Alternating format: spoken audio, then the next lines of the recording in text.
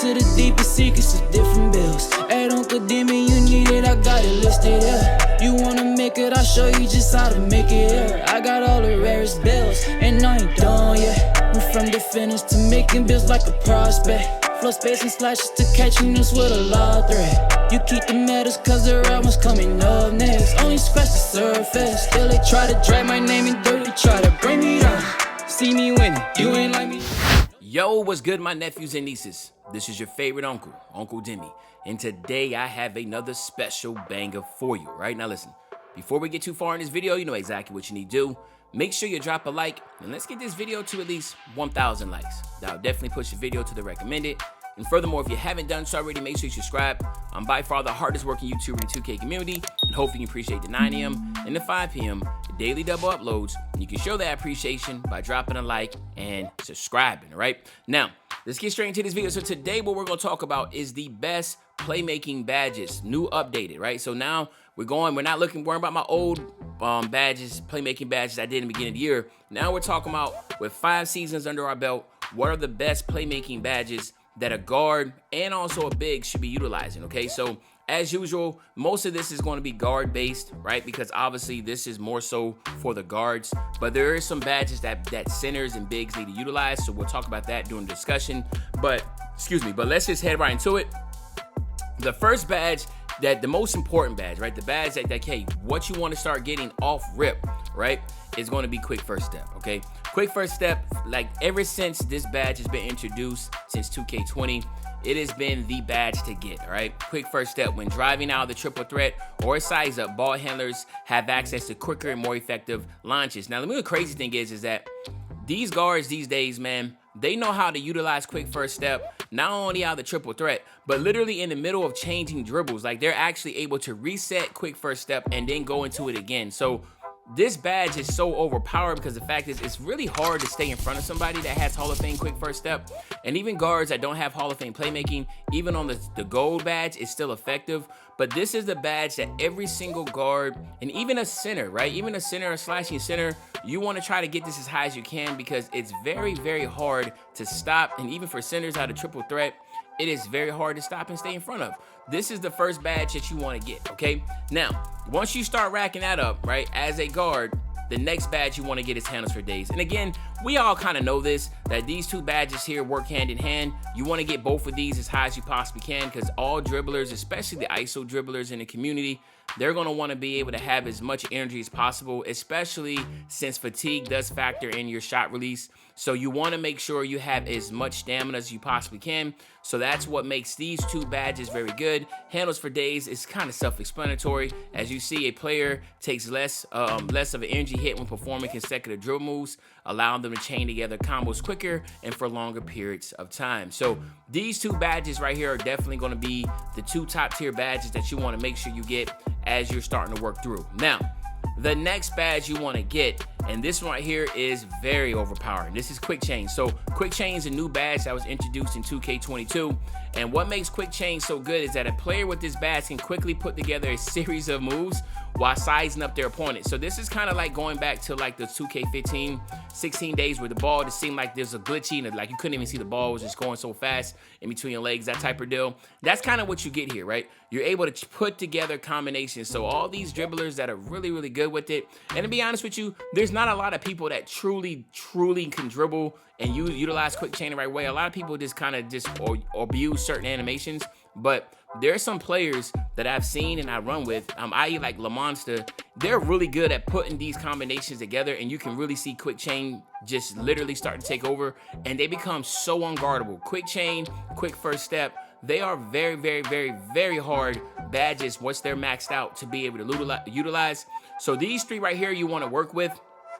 Again, as a playmaker, obviously as a center, this is irrelevant, and the same thing for handles for days for centers is irrelevant. So these two are going to be going for the guards, okay?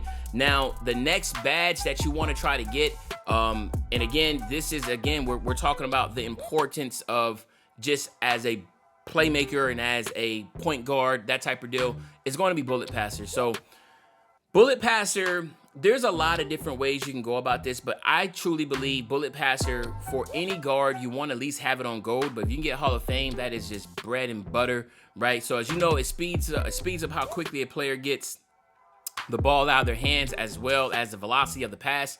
To me, I think this is great. Even if you're like, from a competitive standpoint, and you're playing in a stage, that's where the most sweaties play, Bullet Pass is going to help you out, man. I'm telling you, it's like you literally, there's a massive difference in milliseconds of releasing of a shot for your lockdown or your spot up stretch at the elbow on the corner to be able to get that shot off. You want to make sure you can get the quickest pass, especially also sometimes you want to pass from one side of the three-point line and throw it all the way completely to the right side. If you're on the left, throwing it to the right across the court. Bullet Passer plays a massive advantage for you. And also for bigs, this is another badge you want to make sure you utilize also, but it's definitely not within the same tier as this, but this is the order you want to go with so far. It's quick first step, handles for days, quick chain, and then Bullet Passer, okay? Now, most guards are going to have over 20-some playmaking badges, okay? If you're a slasher, you have 16, but even if you had 16, these are the badges you want to look at. Now, this next one is still an S-tier badge, and the reason why I say it's an S-tier badge is because the simple fact is that it's so overpowered this year, and this is going to be tight handles. So these are the S-tier badges right now for playmaking.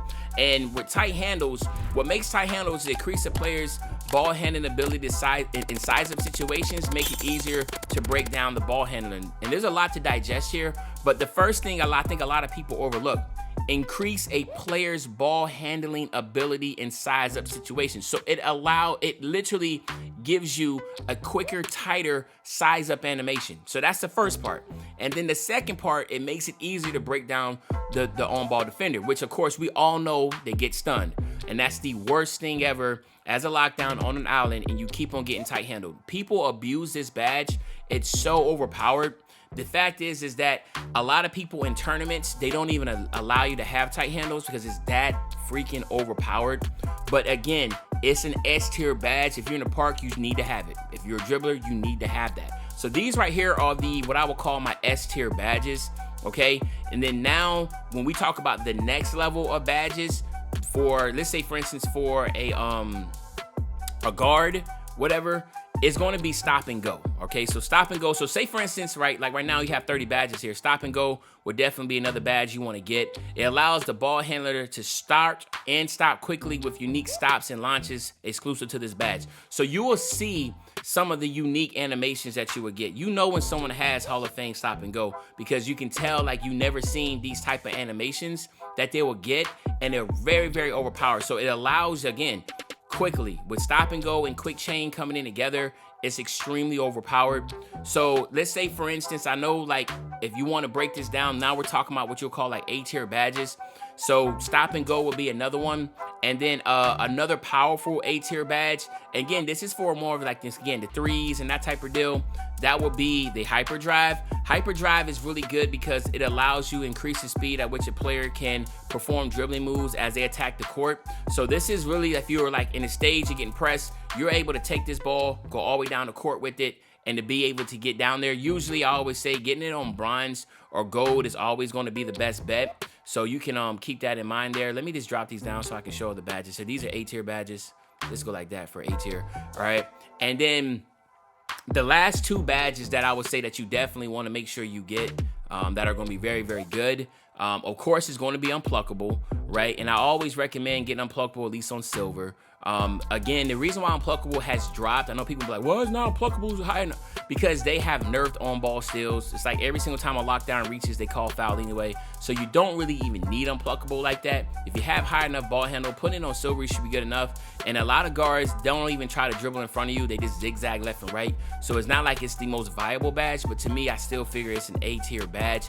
And then, of course, the last one will be bailout, okay? So bailout, again, just getting it on bronze is going to be good enough, but it's worth it. Trust me, you want to make sure you have that. So these are what I would call my S-tier badges and then my A-tier badges. Now, if you're a center, the only ones that I would say for a center, I want to quickly do this just so you will understand what's important here. For my centers, usually what I always try to do is make sure you get quick first step, make sure you get dimer, and then glue hands, okay? Glue hands are always gonna be good for centers on pick and rolls, getting to the basket, getting dunks, even for spot ups. If you're a spot up shooter, you wanna make sure you have glue hands, quick first step, and bullet passer, and then maybe bail out. So again, that will be the 4 badges here that you would wanna get. Most centers only have 6 badges, so if you only had 6 badges, then what I would do is, the most important ones out of that 6, if you're a shooting center, then you will wanna go 1, 2, 1, 2, 3, and then 4, 5, 6, okay? You'll go like this for my slashing type centers. And then if you are going to be a spot up, I won't even take the quick first step. I'll put the bullet passer and go, something like that, okay? But anywho, there you have it, my nephews and nieces. This is my updated best playmaking badges. Hopefully you enjoyed the video. If you did, just make sure you drop a like, you subscribe to the channel, and as usual, your favorite old head, Uncle Demi. I'll be back really soon with the banger, man. You know, when I say be back soon with the banger, you know exactly what I'm talking about. I'm talking about tomorrow, man. I'm out.